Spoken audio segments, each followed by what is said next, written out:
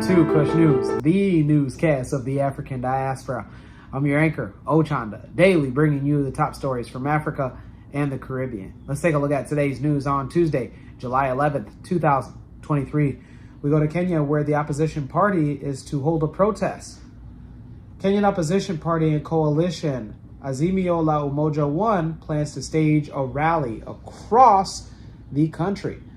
The protests are a continuation of previous demonstrations on June 27th and July 7th to denounce the passage of the Finance Bill 2023. The bill imposes new taxes and raises new existing levies on products and services, including a 1.5% mandatory housing fund. Although organizers did not immediately announce details regarding the demonstrations outside Nairobi, gatherings will most likely occur near government buildings, stadiums, and prominent squares in city centers. Security personnel will likely be deployed around urban centers across the country, and the potential for clashes between security forces and protesters is elevated given that the protests are banned. Counter-protests are also likely, and clashes between groups of rival activists cannot be ruled out. Transport and business disruptions are also likely in areas subject to protest activity.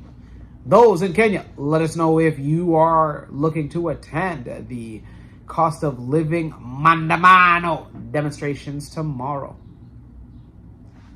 Let's stay in the East African region, where the igad is looking to stand by and ask that Sudan sign a ceasefire. The igad quartet includes Kenya, South Sudan, Djibouti, and Ethiopia. The East African regional bloc has created a regional peace force for Sudan at a summit. The inclusion has resulted from the war in Sudan of thousands of people and displacement of over 3 million so far. This includes 2.2 million internally displaced peoples and over 600,000 refugees that have crossed into the border into neighboring countries. The igad said that it would request that the African Union look into deploying soldiers into Sudan by the East African Standby Force. These types of forces are usually tasked with election observer missions for the protection of civilians and to ensure humanitarian access. The heads of states invited Sudanese rivals, both Abdel Fattah al-Burhan, who heads the Sudanese National Army, and Mohammed Hamdan Dagalo, aka Hameti, the commander of the Rapid Support Forces. Both have refused to attend the talks in person. However, the Rapid Support Forces did send a representative. The igad meeting was led by Kenya's President William Ruto. We know that the political leaders present in this meeting are by no means representative of the groups,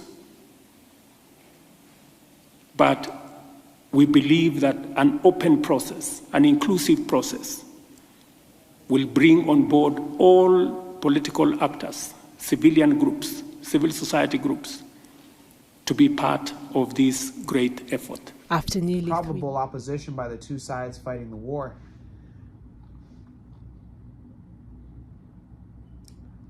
Rights groups have said that Sudan's paramilitary rapid support forces and allied Arab militias carried out attacks on which recently left 97 people dead. Lack of access to water and food and even risk of hunger are also reported by many NGOs. Those in Sudan, let us know if you agree that having a different head for igad would prompt both sides to attend these meetings. Let's stay in the region and go to Uganda, where a Ugandan engineer has won an innovation award. Ugandan software engineer Anatoly Kiriwajo has became the overall winner for this year's Africa Prize for Engineering. Kiriwajo developed Yunga, a local digital security network that connects neighbors to each other and to police within a 20-kilometer radius through a physical device. It can either be a smartphone, an app, or an SMS service. The innovation won him overall the award during the ceremony held in Ghana. Kiriwajo said that he was excited for having won the Continental Prize, which he said will re-innovate his innovation efforts. He said this recognition highlights our commitment to delivering exceptional technology tools for communities to thrive economically while staying safe. He shared the award with South African biomedical engineer Mr. Edmund Wessels for his FlexiGen product, a handheld device from South Africa designed for diagnosing and treating uterine problems at a low cost.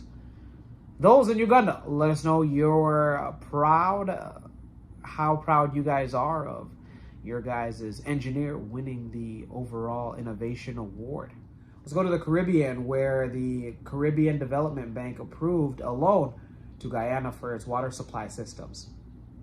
The Caribbean Development Bank has approved a $76.2 million loan to the government of Guyana for the Guyana Water Supply Improvement Project. The Infrastructure Development Initiative involves the construction of 5 water treatment plants, complete with storage tanks and the installation of transmission mains and water meters to vastly improve the quality and reliability of the water supply. Nearly 15,000 households in these communities will benefit from this intervention. The vice president of the Caribbean Development Bank had said that improving access to safe, reliable, and sustainable water and sanitation is an area of high priority. He also added that the Guyana Water Supply Improvement Project is also in alignment with Guyana's development priorities, which include stimulating future growth through clean energy. The 5 benefiting communities are currently supplied by wells that have no water treatment facilities. Also, the water supply is currently subject to disruption due to pump failures, line breakage, and flooding of water supply infrastructure. In addition to time and money savings projected, the intervention will be particularly beneficial to persons living in low-income households who typically have primary responsibility for water-related chores. The project will be implemented over the next 3 years and is scheduled to start March of 2024. Those in Guyana or Guyana, let us know on your thoughts. Let us know your excitement. Let us know if you're going to be from one of those communities that are going to be benefiting from the upcoming water project. When we come back, we'll have today's African proverb of the day. Don't go anywhere. What's going on? I'm MC Cadero, and I'm here at a graduation party. Double graduation party that I was booked for. That's right, you can also book me with 15 years experience. It's www.mccadero.com. See you soon. Welcome back. Let's take a look at today's African proverb of the day. And it comes to us from Tanzania. What's going on? Namna gani? Habari yako? Habari ya masiku? And it reads, 2 ants do not fail to pull 1 grasshopper. Once again, 2 ants do not fail to pull 1 grasshopper. Tanzanian proverb. Teamwork makes the dream work. Enough said. Let me know your interpretation of today's African proverb of the day, as well as your thoughts, views, questions, comments, and concerns on the top stories. Don't forget to like, subscribe, hit that notification bell for today and any other time that we upload material. For Kush News on Kush Convos TV, I'm Ochanda. We'll see you soon.